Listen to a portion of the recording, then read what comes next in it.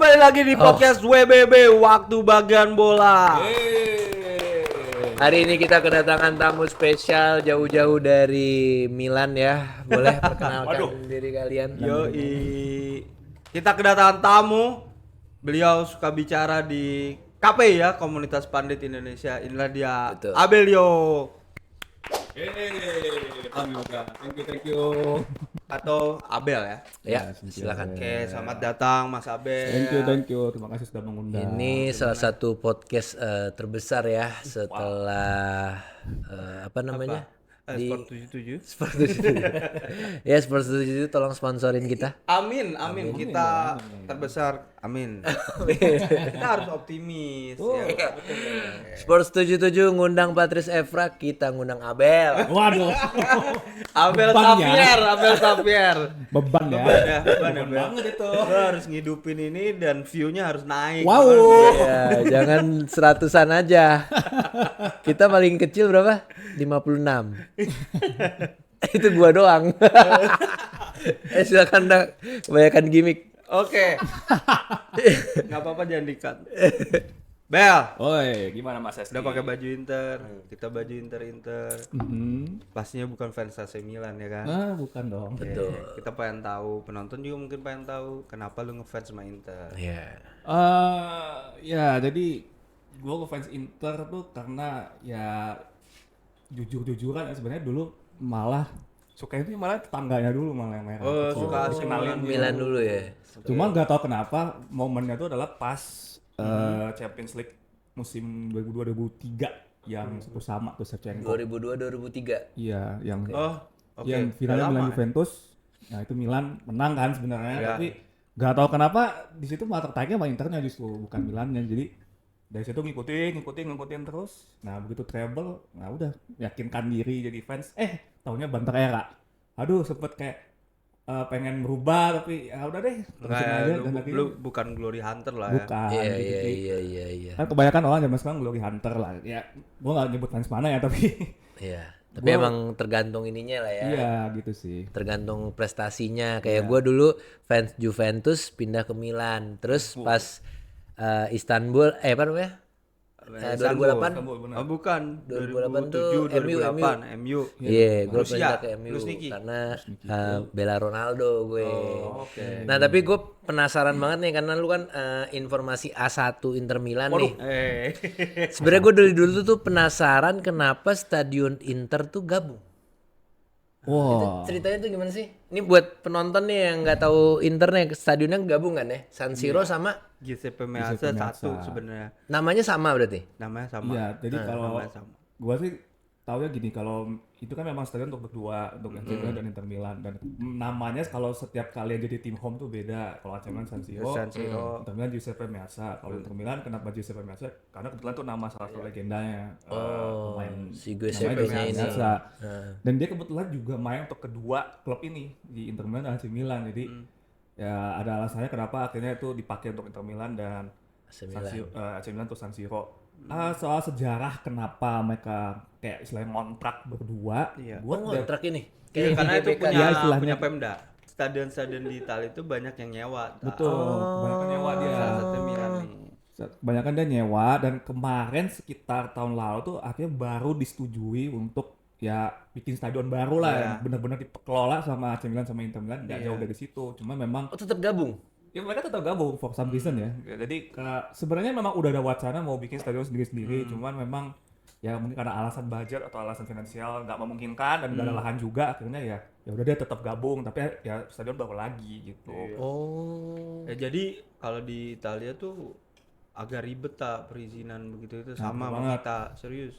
Kok ribet tapi kan menguntungkan buat daerahnya kan? Karena Kayak Pemdanya dapat duit. bisa buat konser. Pemdanya dapat duit Iya, dari itu. Inter sama AC Milan. Oh. Kalau dia sendiri-sendiri kan ibaratnya dikelola swasta gitu. Iya benar. Jadi dari dulu ya udah deh gue gabung aja deh. Iya, nyewa aja ke Pemda sini gitu. Tapi itu stadion nggak bisa diapa-apain. Iya. Diupdate juga enggak, ya kan? Iya makanya dari kelihatan tua semua stadionnya di kebanyakan di Itali. Iya. Iya. Asal Terus apa namanya, dari seluruh era Inter Milan lu paling berkesan tuh di era tahun berapa? Erick Thohir ya? Wah. Oh, bukan.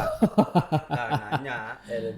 Nah, tapi itu fakta. Pak Erick Thohir memang pernah di presiden Inter Milan pernah dari Keren sih 2013 itu. sampai 2017 dapat 2018 lah paling enggak. Kalau ditanya era mana yang paling bagus ya jelas pas treble winners lah ya. 2010 ya? 2010. ya. 2010. Kayaknya bukan cuma gua sih, semua interistik kayak juga setuju lah kalau era treble winners mungkin adalah era terbaik ya. Setidaknya kalau di era 2000-an 2010-an lah. Tapi kalau misalkan di luar era treble winners, gua kayaknya akan memilih musim kemarin sih kayaknya. Musim kemarin ya. Sama Oh, Kifu Scudetto atau ya? Sama Cifu, Inzaghi? sama Cifu Oh. yang double winners. Karena itu kan posisinya Inter benar-benar istilahnya lagi terpuruk lah. Bayangin dari 5 kompetisi niatnya pengen bisa menangin banyak gelar tapi berakhir 0 gelar kan, 0 tituli, tragedi kan. Belum lagi ada kejadian-kejadian internal macam Pavard tiba-tiba main padel lah tiba-tiba, padel lagi cedera. Terus Lautaro yang juga marah-marah sampai sempat friksi makan Calhanoglu. Jadi kan Oh, sempat- iya. iya. Terus udah gitu Simone lagi cabut. Nggak lama setelah final Liga Champions yang 5-0 itu ya. Ke klub Arab ya? Iya, Al Hilal. Al Hilal kan. Jadi terus datang Cifu yang istilahnya kan secara pengalaman aja belum seberapa gitu kan. Tahu-tahu ternyata nanganin musim penuh sama Inter bisa 2 piala. Jadi ya oke lah ini salah satu yang terbaik sih menurut gue. Oke. Kaget juga gue jawabnya yang Kifu ya, ternyata karena ekspektasinya Betul. di atas ekspektasi yang ada lah ya. Bener. Karena gua kira lu akan jawab yang waktu 2 musim lalu yang hampir double Champions winner Champions League sama Yang 22-23. Serie A. Oh ya 23-24 ya. Tapi malah ketiku. Iya, Cuman kan itu. secara performa mereka top tuh di situ. Iya sebenarnya lumayan top. Cuman kan orang kan melihatnya gimana sih 5 kompetisi 0 gelar gitu kan. Jadi kayak jadi semacam tragedi aja bahan ceng-cengan gitu. Iya. Iya sih, kalau gue ngomong Inter Milan tuh, ya sebenarnya gue juga paling suka ya pas zamannya era Snyder tuh. Oh iya. Itu, Cakep sih itu itu siapa pelatihnya? Jose Mourinho. Jose Mourinho. Cuman hampir disayangkan setelah era Jose Mourinho tuh Inter nggak kelihatan lagi ya. Menurun memang. Habis itu menurun. Berarti tidak ada revolusi bola dari Inter Milan ya? Karena kan pas penggantinya itu Rafa Benitez kan. Ya Benitez betul. Rafa Benitez. Terus pas dari masa keterpurukan 2010 sampai seterusnya tuh apa sih yang lu lihat perubahannya itu?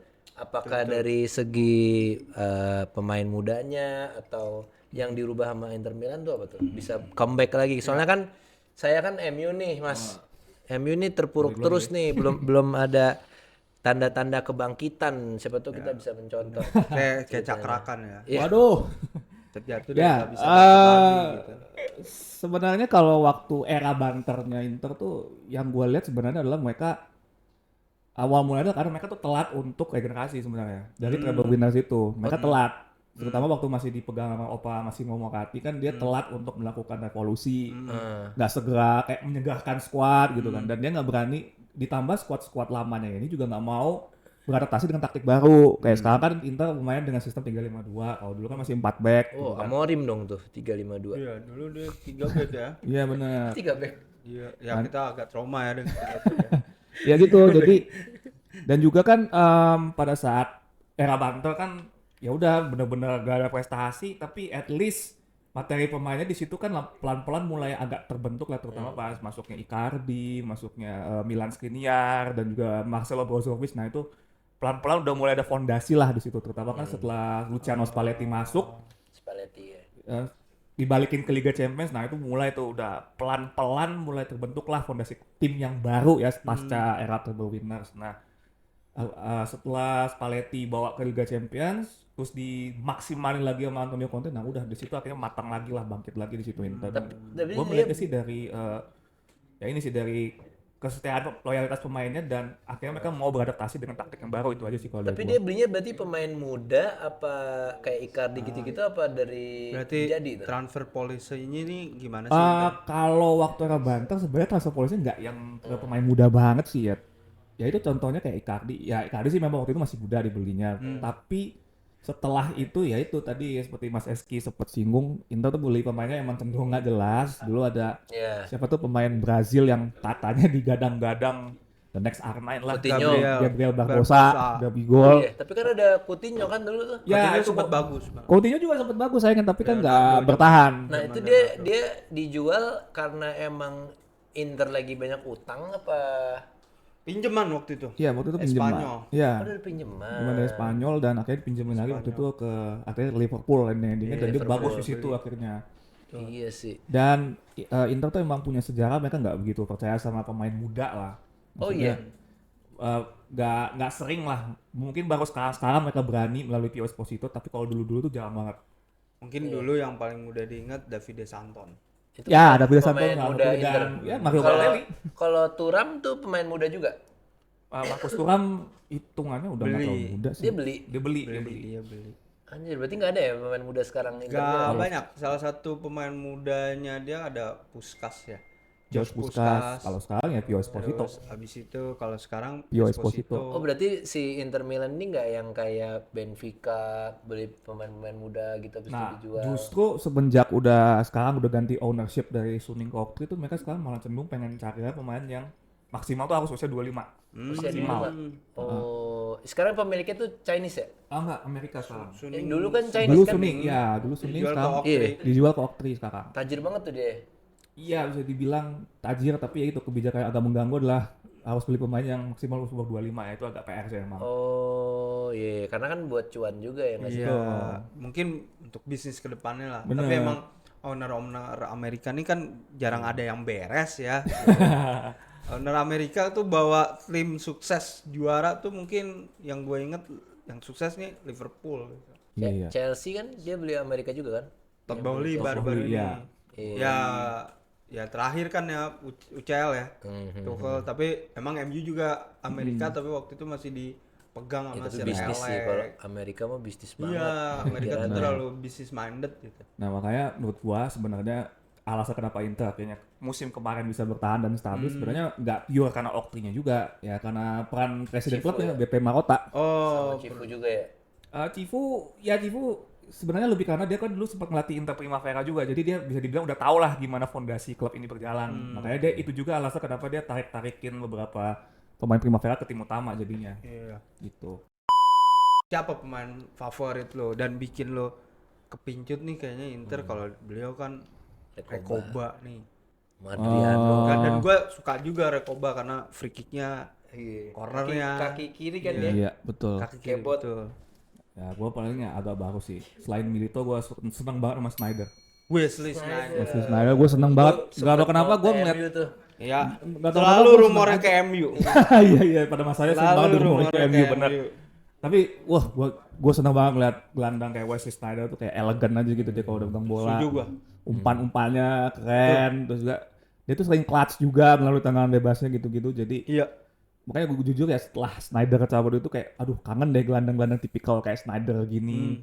Walaupun ya kalau sekarang sih mungkin udah ada Barella, Zielinski, Barella yang lebih tipikal, lebih eksplosif. Nah, Zielinski mungkin ya 11-12 kayak Snyder tapi nggak ada sih menurut gue yang benar-benar setenang dan se-elegan Snyder tuh gila. Iya. Vegetarian enggak? Enggak. Vegetarian Vegetarian kamu diketawain loh. enggak Armenia Legend. Hey, why you laughing? tapi vegetarian at least walaupun dia datangnya agak telat ke Inter tapi dia ternyata jadi salah satu pilar juga. Iya. Walaupun Vegetarian. gue nyeselnya kenapa dia datangnya agak telat aja sih itu. Iya. Iya. Tapi yang golin Gledek itu Zielinski ya, yang musim lalu ya. Betul. Ke gawang Verona ya. Mm-mm.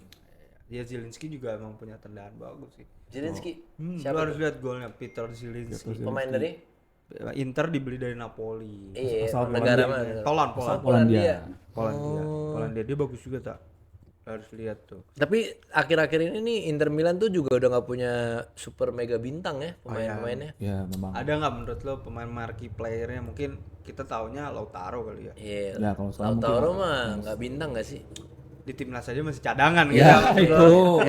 Final aja nggak main. Benar. Ya, final nggak main.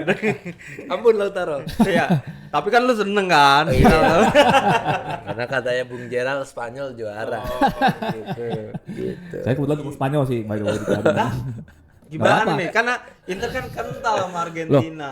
Bukan gitu, Emang iya? itu kan konteksnya Oh, Piala iya Dunia dong. mas. Jangan Tapi ya. saya senang at least tradisi perwakilan Inter di final Piala Dunia tetap terjaga. Iya, ada 82 ya? Selalu 82, ada ya. selalu ada. Selalu ada pemain Inter. Selalu ada 82.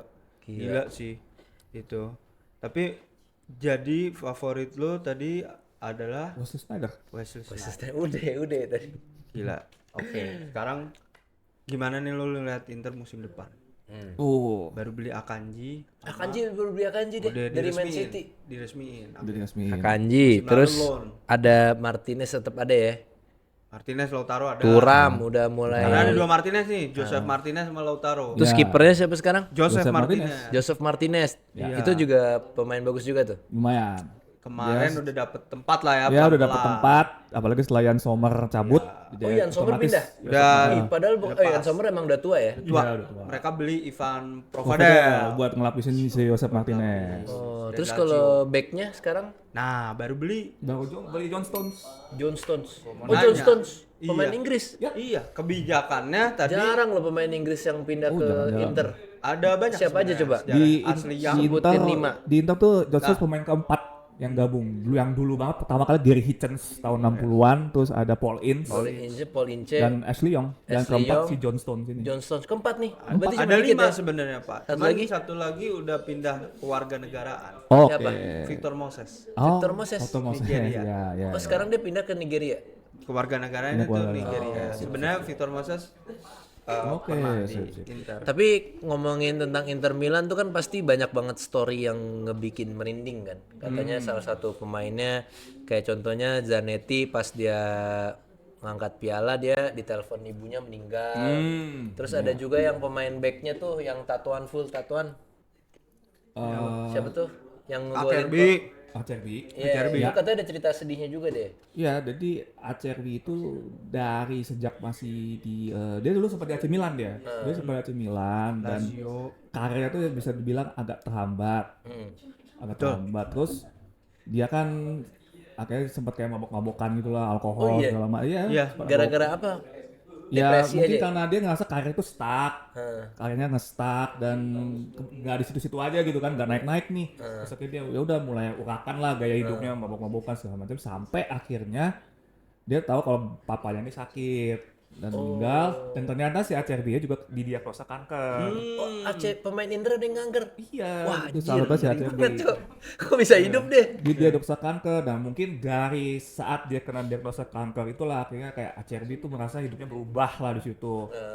Wah, gua nggak bisa nih, nggak bisa yang apa, gua nggak bisa hidup begini terus nih. Ya mungkin dia dari situ dari sadar setelah menjalani proses kemoterapi segala macam, akhirnya dia mulai pelan-pelan berbenah. Dan Bangkit akhirnya ya. bangkit dari Lazio ya Pindah puncaknya ke di Inter Iya. gitu. Gokil loh berarti ya. Iya.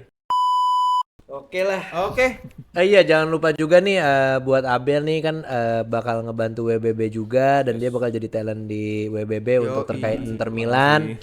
Nanti jangan lupa subscribe dan juga follow TikToknya ya. Oke. Apa namanya Abel apa? Kalau gua nama usernya Abel Kaskris. Abel Kaskis. Nanti kita tampilin di sini. Yoi. Thank you banget silakan penutup. Oke, thank you Abel Terima kasih udah Mas Rizky, mampir terima kasih. dan welcome. Welcome. Terima kasih. Abel On bilangnya board ya. motonya Inter Milan Apa motonya? Forza Milan. Bukan. Milan Bukan ya? Apa ya? Bukan ya? C Serem ya? C Solo Inter. Wih, C Solo Inter.